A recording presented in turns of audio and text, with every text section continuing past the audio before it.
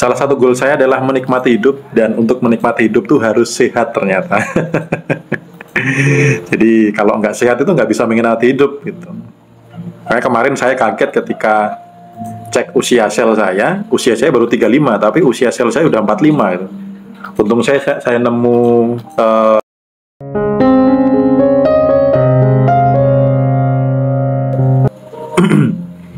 kita diskusi ringan teman-teman terkait dengan meditasi, atau dengan kita harus sadar kembali ya bahwa setelah pilpres tetap kita harus kerja, harus nyari uang, harus kembali sadar ya. Makanya jangan sampai berlama-lama, jangan sampai menghabiskan waktu untuk berdebat, masih mempertahankan ego. Tadi saya sempat diskusi di salah satu grup alumni-nya kelasnya Pak Mardigu. Saya sampai nanya gini, sebenarnya diperdebatkan apa sih gitu? Apakah berdampak langsung ke negara gitu? Atau mereka memperdebatkan ego masing-masing gitu? Bahwa sayalah yang benar, bahwa sayalah yang lebih baik dari yang lain, dan lain sebagainya gitu. Karena kemarin kelihatan sekali fenomena yang luar biasa umum bagi banyak orang adalah banyak yang belum bisa melampaui keterpisahan. Jadi merasa diri dengan orang lain masih terpisah. Akhirnya harus mengalahkan yang lain, harus lebih benar dari yang lain, harus egonya lebih tinggi dari yang lain. Sehingga momen pilpres kemarin, bahkan setelahnya pun masih dipakai itu untuk event itu. Kalau saya menikmati hadir sebagai pengamat ya, mengamati fenomena orang-orang, mengamati alam dan lain sebagainya gitu. Jadi yuk kita mulai start perbaiki vibrasi kita, negara Indonesia, biar sejuk kembali. Dimulai dari diri kita. Dimulai dari diri kita untuk stop mengalahkan orang lain, memperdebatkan lagi perbedaan pilihan, dan lain sebagainya. Ya, kita mulai sejukkan hati, sejukkan pikiran untuk siap menerima keajaiban dan keberuntungan. Oke, mau ikutan meditasi, Kak Motik, nggak apa-apa. Nanti bisa ikut online ataupun offline, bebas. Jadi besok di meditasi itu, beberapa hari yang lalu saya mendapatkan intuisi untuk mengadakan meditasi khusus terkait dengan bagaimana sih supaya mampu mengendalikan pikiran, supaya mampu melampaui pikiran yang sering acak gitu ya. Karena banyak sekali orang-orang ketika meditasi itu kesulitan mengendalikan pikirannya sendiri. Ingat ya, pikirannya sendiri, bukan pikirannya tetangga gitu. Nah, banyak sekali yang masih pikirannya lompat ke sana kemari gitu. Masih lompat ke sana kemari, masih mikirin yang lainnya, tidak fokus di saat itu gitu. Makanya di sesi meditasi besok itu saya mengajarkan teman-teman membersamai untuk untuk bagaimana sih mengendalikan pikiran sendiri yang bukan pikirannya orang lain gitu.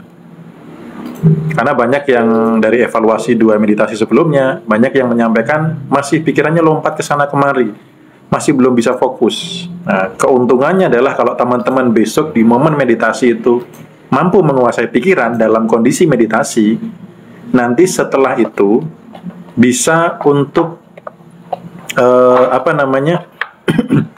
untuk mandiri. Setelahnya bisa mandiri, setelahnya bisa di kondisi yang normal gini, ketika pikiran acak ke sana kemari, teman-teman bisa langsung kendalikan. Stop. Karena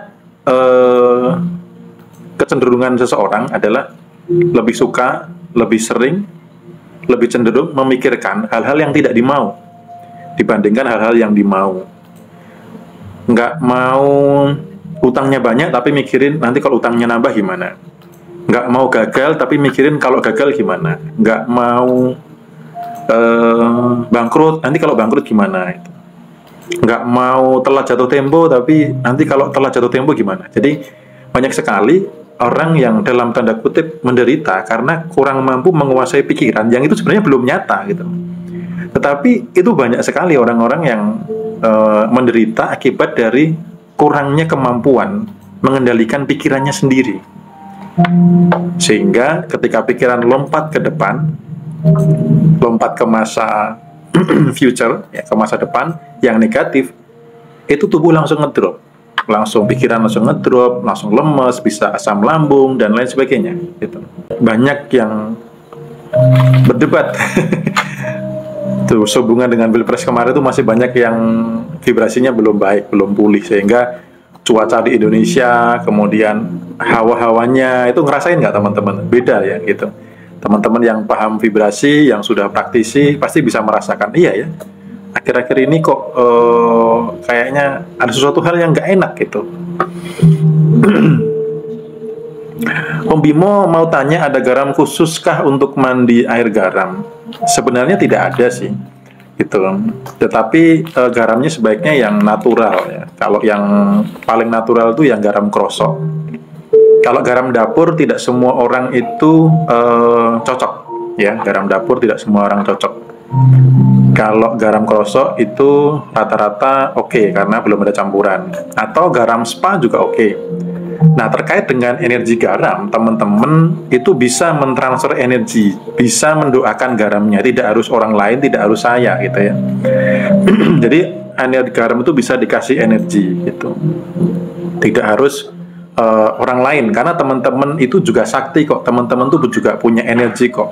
Di kelas offline saya kan banyak yang saya latih untuk menaikkan energi diri, untuk transfer energi ke air minum, ke galon yang diminum sekeluarga, ke orang lain bahkan, termasuk ke garam itu gitu. Jadi garam pun bisa kita program untuk punya energi lebih untuk pembersihan gitu, dan tidak harus selalu orang lain. Ya, kalau garam krosok itu garam nanti cek di Google ya.